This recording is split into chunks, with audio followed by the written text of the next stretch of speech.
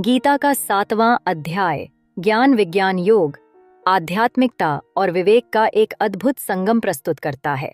यह अध्याय श्री कृष्ण द्वारा दिए गए ज्ञान का सारांश है, जो भक्तों को अपने स्वरूप और संसार के संबंध को समझाता है।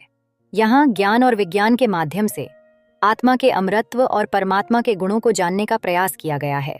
अध्याय की शुरुआत में श्री कृष्ण बताते हैं कि ज्ञानी और विज्ञान के ज्ञाता दोनों को ही परमात्मा का साक्षात्कार होता है। वे जिनके मन में सच्चा ज्ञान होता है, वे ही वास्तव में अज्ञानता से मुक्त होते हैं। इस अध्याय के माध्यम से श्री कृष्ण बताते हैं कि ये गुण और विशेषताएं कैसे हमारे अस्तित्व को प्रभावित करती हैं और मानव जीवन के उद्देश्य को समझने में सहायता करती हैं। इसके बाद भगवान श्री कृष्ण यह स्पष्ट करते हैं कि संसार में जो कुछ भी है वह उनके द्वारा उत्पन्न किया गया है। वह स्वरूप जो उनकी शक्ति का प्रतीक है, सभी जीवों में व्याप्त है।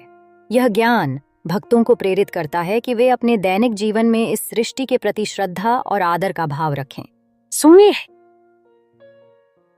सृष्टि के तत्वों और प्रकृति के साथ सामंजस्य स्थापित करने पर जोर दिया गया है। इस अध्याय में भगवान दर्शाते हैं कि वे भौतिक और आध्यात्मिक दृष्टिकोण के बीच के भेद को मिटाकर हम सब पर असीमित दया करते हैं। ज्ञान और विवेक को प्राप्त करने के लिए योगाभ्यास और साधना की आवश्यकता होती है। जब समझ सही दिशा में होती है, तब मानव का जीवन सार्थक हो जाता है। अंततः इस अध्याय का संदेश स्पष्ट है। ज्ञान के माध्यम से अज्ञानता का नाश कर हम जीवन की सच्चाई को पहचान सकते हैं। ज्ञान विज्ञान का यह मार्ग हमें आत्मा और परमात्मा की एकता का अनुभव कराता है। यह अध्याय न केवल अध्यात्म का परिचय देता है, बल्कि हमारे अंतर्मन की गहराई में जाकर आत्मा की खोज करने के लिए प्रेरित भी करता है। गीता के इस अध्याय के माध्यम से हम केवल एक स्रोत के रूप में नहीं, बल्कि जीवन के हर क्षेत्र में सजग और समझदारी से आगे बढ़ने का मार्ग भी पाएंगे।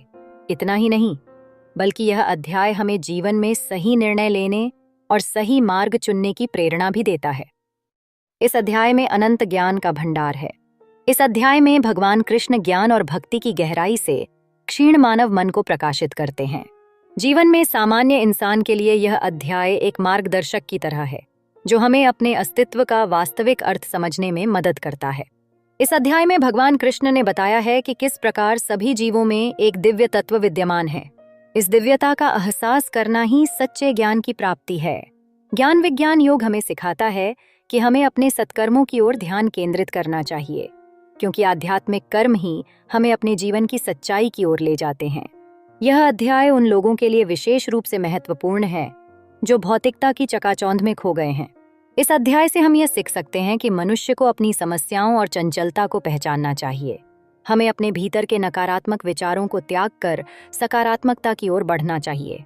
भगवान कृष्ण ने बताया है कि केवल बाहरी साधनों से संतोष प्राप्त नहीं किया जा सकता, बल्कि वास्तविक सुख आंतरिक ज्ञान और आत्मा के साथ जुड़ने से मिलता है। ज्ञान प्राप्ति का यह मानसिकता हमें जीवन के सही उद्देश्य की दिशा में प्रेरित करती है। गीता का यह अध्याय हमें यह भी सिखाता है कि स्थिति चाहे जैसी भी हो, हमें आत्मा की अमरता और अद्वितीयता का अनुभव करना चाहिए। जब हम अपने भीतर के ज्ञान को समझते हैं, तो हमें यह एहसास होता है कि हम खुद को पलायनवादी सोच से मुक्त कर सकते हैं। यह अध्याय हमें साहस और दृढ़ता का पाठ पढ़ाता है, जिससे हम किसी भी चुनौती का सामना कर सकें। इस तरह गीता के 7वें अध्याय का महत्व हमारे जीवन में अनमोल है। यह हमें न केवल ज्ञान की ओर प्रेरित करता है, बल्कि हमें जीवन के वास्तविक लक्ष्यों की ओर भी अग्रसर करता है। यदि हम इस अध्याय का सही अर्थ समझें और इसे अपने जीवन में उतारें, तो हम सच्चे सुख और शांति की अनुभूति कर सकते हैं। जीवन के हर कदम पर ज्ञान और भक्ति का संचार हमें उन्नति की ओर बढ़ाने में सक्षम बनाता है। इस अद्भुत यात्रा का समापन करते हुए हमने गीता के 7वें अध्याय की गहराइयों में जाने का प्रयास किया। यह अध्याय हमें आत्मा की अद्वितीयता और ब्रह्मांड के साथ हमारे संबंध को समझने की प्रेरणा देता है। जीवन का वास्तविक अर्थ, सच्ची पहचान और दिव्य की साक्षात्कारी खोज में यह अध्याय मार्गदर्शन प्रदान करता है। हम आपसे निवेदन करते हैं कि आप इस अध्याय की सीखों को आत्मसात करें।